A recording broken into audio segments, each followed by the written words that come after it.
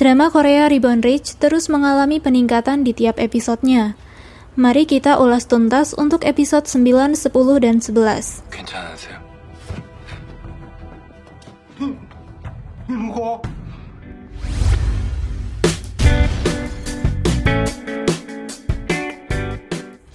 Jin Hwa-young belum puas dengan keuntungannya di pasar saham New Data Technology dan masih mengharapkan kenaikan 300% agar bisa mendapatkan kembali saham Sunyang yang telah menjadi jaminannya di Mirasol Investment. 미라클에 담보로 맡긴 내 백화점 지분은 찾아와야 될 거 아니야. Ahli investasi di perusahaannya juga sudah memperingatkannya bahwa itu mustahil. Tapi Jin Hwa-young tidak mempercayainya. 30만 원 가요? Jin Do-jun meminta Pak Oh untuk menjual semua saham Mirasol di New Data Technology di saat kebenaran Ye-tuka terungkap. Akibat berita itu, saham New Data Technology anjlok dan Jin Hwa-young kehilangan semua uangnya. So Min-young menjadi seorang jaksa di kantor kejaksaan wilayah Seoul dan menyelidiki kejahatan terkait keuangan, saham, dan pajak. Tapi di sana ia masih pemula dan selalu diberi kasus yang kecil dan dianggap remeh.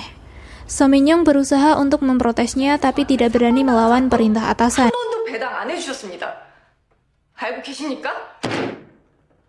그래서 Jin Do-jun mengajak So Min-young bertemu di sebuah restoran. Do-jun sengaja memberitahu tentang penggelapan dana yang dilakukan oleh CEO Jin Hwa-young agar So Min-young menyelidiki kasus tersebut. 역시 초임 검사한테는 역부족인가 보다. 그치?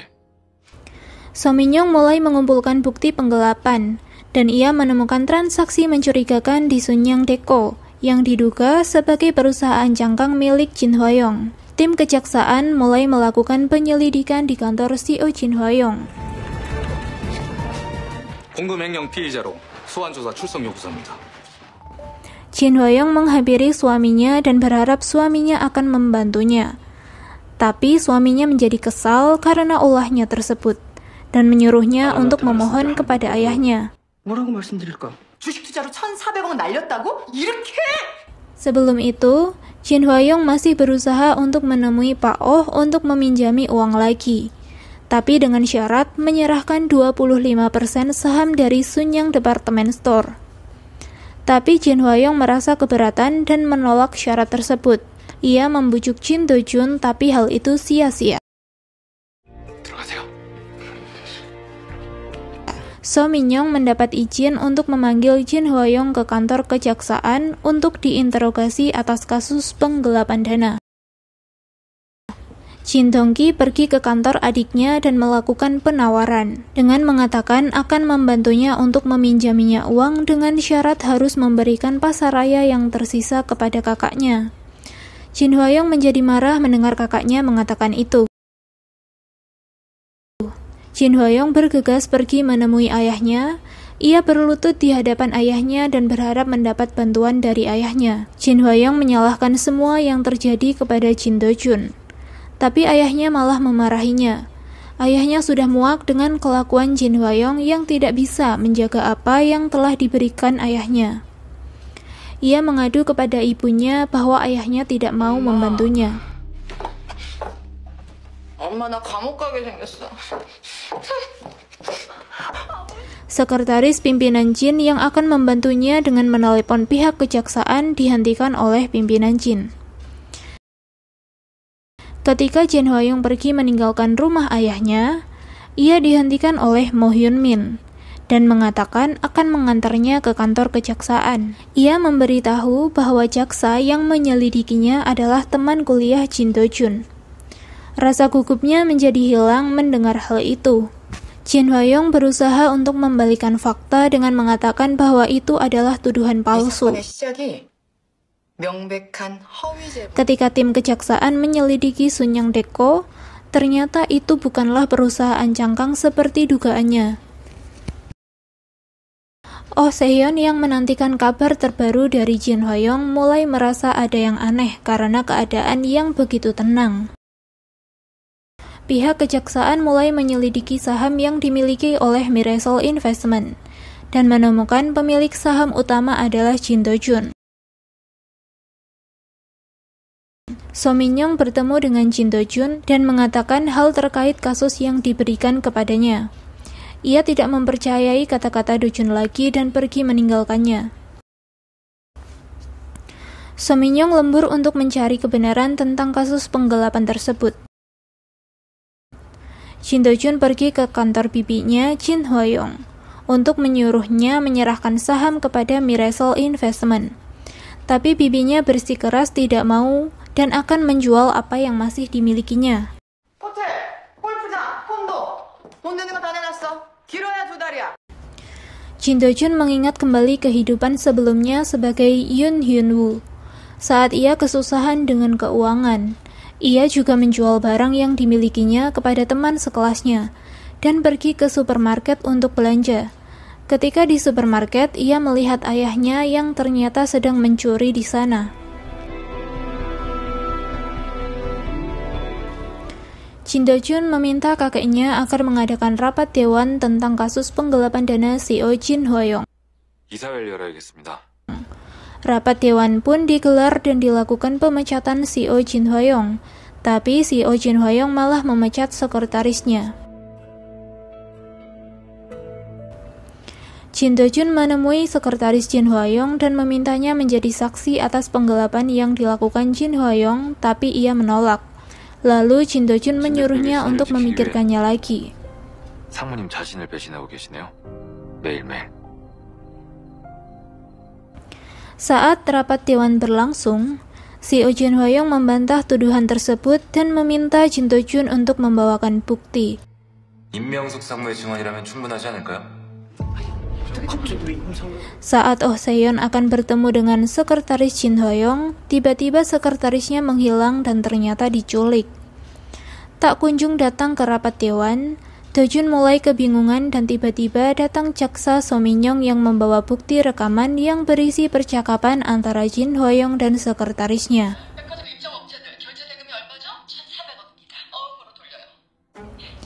Jin Do-jun masih berusaha untuk mendesak bibinya agar menyerahkan saham pasaraya kepadanya agar tidak bangkrut. Dan akhirnya Jin Hwa-young terpaksa untuk menaikkan kontrak itu dan menyerahkan saham tersebut kepada Miracle Investment. Pimpinan Jin dan Jin Do-jun pergi ke pasaraya setelah pengambil alihan itu. Jaksa So Min-young diberhentikan dari kasus penggelapan dana. Saat memprotes tidak mau diberhentikan, atasannya memarahinya dan ia tidak bisa membantah lagi. Setelah kejadian yang menimpa Jin Hwa-young, pimpinan Jin memberitahu Jin Do-jun agar tak mempercayai siapapun saat melakukan bisnis, karena itu hanya akan menjadi kelemahannya. Saat mengetahui kasus penggelapan dipindahkan ke jaksa lain, So Min-young merasa menjadi jaksa yang buruk dan mengajak Jin Do-jun bertemu untuk minum. Ia mengeluarkan semua unek-uneknya dan mengatakan bahwa Jin Do-jun hanya mengatakan kebohongan. 나한테 거짓말했어. Jin Do-jun melihat comeback-nya So Tae-ji, artis favorit So Min-young, dan bergegas mencarinya untuk menunjukkan hal tersebut kepadanya agar ia percaya bahwa Jin Do-jun tidak membohonginya. Mereka pun menjadi semakin dekat. Kemudian muncul berita tentang pinjaman darurat IMF yang dibayar lebih awal. Pimpinan Jin berencana untuk mendirikan perusahaan induk keuangan Sunyang. Jin Yong-ki dan Jin Dong-ki mulai panik mendengar hal itu. Jin Yong-ki mengusulkan agar Song Jun mengambil posisi di perusahaan induk keuangan dan memberitahu pimpinan bahwa Song Jun telah melakukan yang terbaik. Jin Do-jun pergi berkencan dengan So Min-young dan membicarakan tentang kasus yang terjadi. So Min-young khawatir jika Miracle akan terlibat dengan kasus itu. Mereka pun mendapat telepon dan bergegas pergi ke kantor. Harian Hyunsung menerbitkan berita tentang New Data Technology adalah sebuah operasi, dan hal itu menyeret Miracle ke dalam kasus tersebut. 작전에 말려든 거죠, 우리가. Tim kejaksaan tiba di kantor Miracle dan melakukan penyelidikan. Tim itu dipimpin oleh So Min-young. 협조해 주시겠습니까? Ternyata hal itu adalah ulah pamannya, Jin Dong-ki. Publik menilai bahwa konglomerat telah memanipulasi harga saham dan membunuh investor kecil. So Min-young bekerja keras untuk membuktikan bahwa Miresol tidak bersalah dan menyelidiki kasus itu dengan teliti. 법의 심판만으로 충분하게 철저히 수사할 겁니다. Jin Do-jun menyadari bahwa di balik itu semua adalah Jin Dong-ki dan Sun Young Investment. Akibat hal ini, semua investor menginginkan uangnya kembali. Jin Do-jun bergegas menemui kakeknya dan di sana sudah ada Jin Dong-ki yang menunggu. Lalu Jin Dong-ki mengusulkan agar Miresol Investment diambil alih olehnya agar tidak bangkrut. Pimpinan Jin menyetujui hal tersebut. Jin Do-jun berusaha mencari dana dengan melikuidasi semua saham luar negeri yang dimiliki Miresol Investment. Oh Se-hyun masih belum mengerti dengan apa yang dipikirkan Jin Do-jun. Jin Dong-ki mencari tahu semua saham Miresol dan mengetahui saham luar negeri yang dimiliki Miresol Investment. Ia berusaha untuk mengambil alih Miresol Investment dengan membayar mata-mata yang bekerja di Miresol Investment untuk membawakan portofolio milik Jin Do-jun. Kemudian muncul berita sebuah pesawat yang menabrak menara dan menyebabkan harga saham luar negeri anjlok. Jin Dong-ki juga merasakan efeknya karena juga membeli saham yang sama seperti portofolio Miresol dan mengalami kerugian yang sangat besar. Lalu Jin Dong-ki menyuruh sekretarisnya untuk mengumpulkan semua uang yang dimilikinya untuk membeli put option. Berbeda dengan Jin Do-jun, ia menyuruh Oh Se-hyun untuk mengirimkan donasi kepada para korban dan memutuskan akan membeli saham blue chip agar ia bisa mengubah alur. 그중에 우량주들을 한번 잡을까요? 시장을 거슬러 가보자. Pai Miresol berhasil melawan arus dan kembali stabil berkat insiden itu. Jin Dong-ki terus mengalami kerugian dan semakin marah dengan keadaannya. Lalu Jin Do-jun menemui pamannya dan mengatakan akan membeli Sun Young Investment. Pamannya semakin marah karena hal itu. Jin Do-jun meyakinkan pamannya agar menyerahkan sahamnya. Jin Dong-ki menggila dengan datang ke rumah ayahnya karena telah kalah melawan Jin Do-jun. Pimpinan Jin juga menjadi marah atas apa yang menimpa anaknya. Pimpinan Jin tiba-tiba menemui Jin Do-jun dan mengajaknya pergi. Pimpinan menyadari bahwa Jin Do-jun sama seperti dirinya yang ambisius. Lalu ia mengatakan akan mengadakan siaran pers dan menyerahkan perusahaan induk keuangan Sun Young kepada Jin Do-jun. Dalam perjalanan, terjadi kecelakaan hebat yang menyebabkan pimpinan terluka.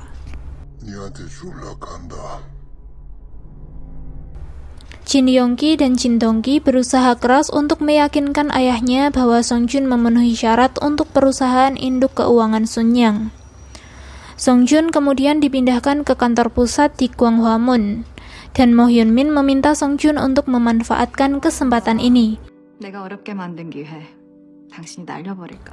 Setelah kecelakaan yang menimpa pimpinan, berita terus bermunculan dan keluarga besar pimpinan Jin bergegas menuju ke rumah sakit untuk menemui pimpinan, tapi dilarang dokter untuk menemuinya.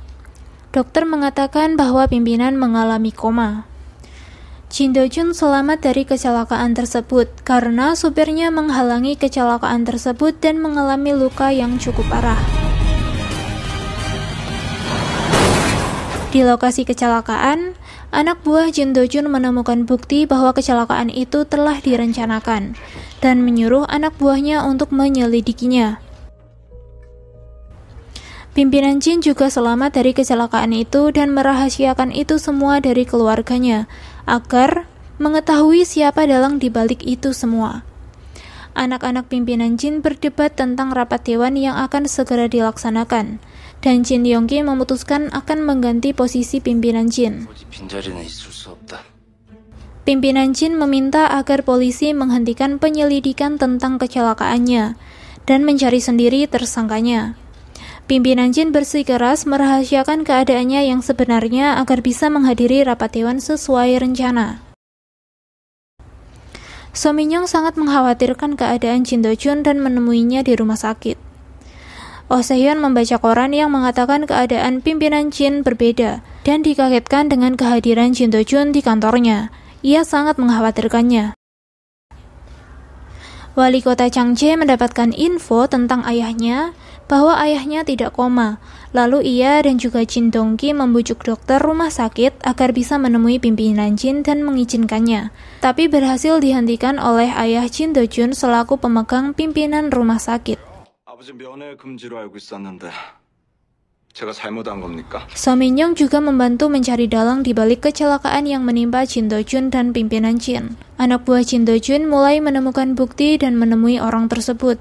Kemudian mereka mendapatkan lukisan mahal yang menjadi bayaran atas tugas yang telah dilakukan. 자금 추적이 불가능하죠.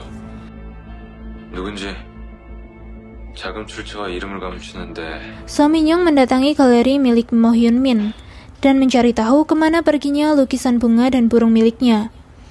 Tapi dia menjawab bahwa lukisan tersebut telah dicuri sebulan yang lalu. 한 달 전에. Mo Hyun-min menanyai suaminya, kemana perginya lukisan yang telah diambilnya dan mencurigainya. 우리 갤러리 소장품목으로 유명한 민호. Jin Do-jun dan pimpinan Jin mengetahui dalang di balik kecelakaan itu antara Son Jung dan Mo Hyun-min. Tapi setelah mendengar itu, pimpinan Jin menjadi aneh dengan tidak mengenali Jin Do-jun dan ketakutan saat melihatnya.